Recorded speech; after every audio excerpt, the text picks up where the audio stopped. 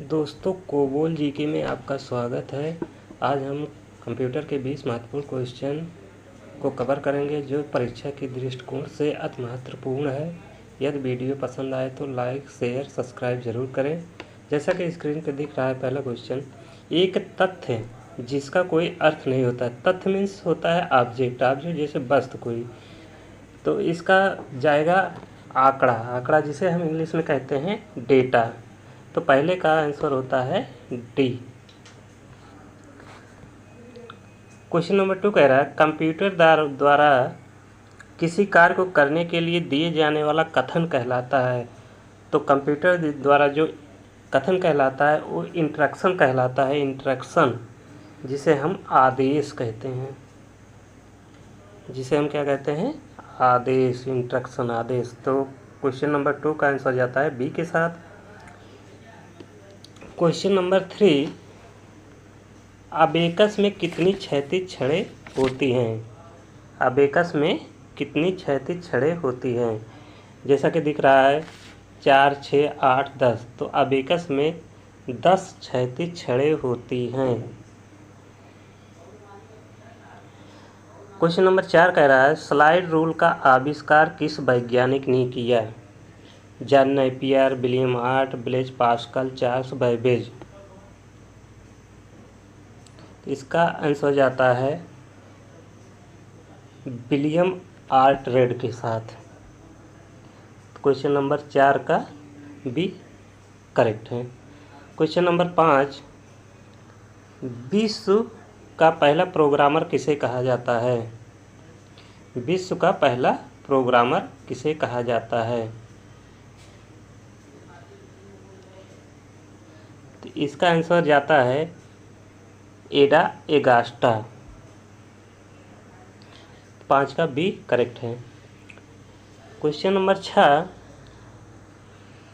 पहला यांत्रिक कैलकुलेटर किसने बनाया? John Napier, William Oughtred, Blaise Pascal, Charles Babbage.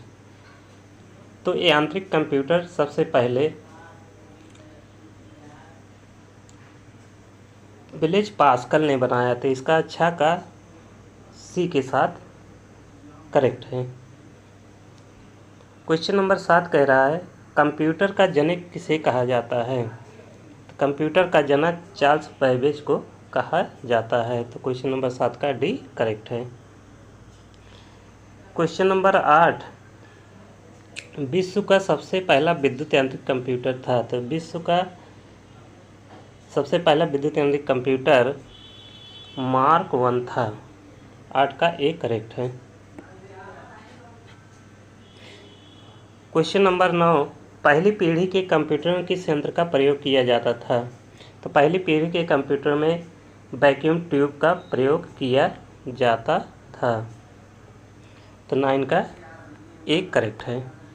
Question number 10, द्वितीय पीढ़ी के कंप्यूटर में किस यंत्र का प्रयोग किया जाता था? द्वितीय पीढ़ी के कंप्यूटर में ट्रांजिस्टर का प्रयोग किया जाता। 10 का बी करेक्ट है।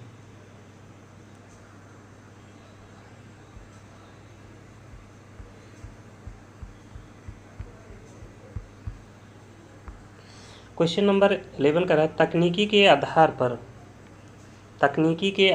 पर कंप्यूटर को कितने भागों में बांटा जा सकता है? तकनीकी के आधार पर कंप्यूटर को 3 भागों में बांटा जा सकता है। तो करेक्ट आंसर 11 का सी है। जैसा कि 3 भाग होता है, पहला भाग होता है एनालॉग डिजिटल, दूसरा डिजिटल, तीसरा हाइब्रिड कंप्यूटर। क्वेश्चन नंबर 12 कह रहा है, निम्नलिखित में से कौन सा सुपर कंप्यूटर का उदाहरण है? सुपर कंप्यूटर का उदाहरण प्रम होता है। 12 का डी करेक्ट।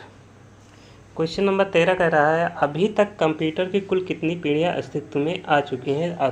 तो अभी तक कंप्यूटर की 5 पीढ़ियां अस्तित्व में आ चुकी हैं। तो 13 का डी करेक्ट। क्वेश्चन नंबर 14 कह रहा है, आकार के अनुसार सबसे छोटा कंप्यूटर कौन सा है? तो सबसे छोटा कंप्यूटर माइक्रो कंप्यूटर होता है। क्वेश्चन नंबर 14 का A is correct.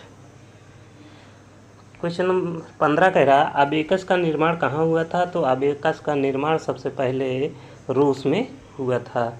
Question number 15 का D is correct.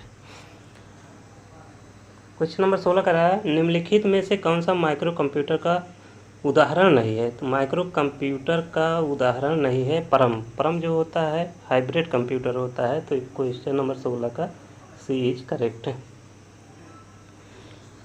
Analogue question number 17 कह रहा है एनालॉग कंप्यूटर का उदाहरण है। एनालॉग कंप्यूटर का उदाहरण है तो एनालॉग कंप्यूटर का उदाहरण स्पीडोमीटर होता है। क्वेश्चन नंबर 17 का सी इज करेक्ट। क्वेश्चन नंबर 18 कह रहा है निम्नलिखित में कौन सा मेन फ्रेम कंप्यूटर का उदाहरण है।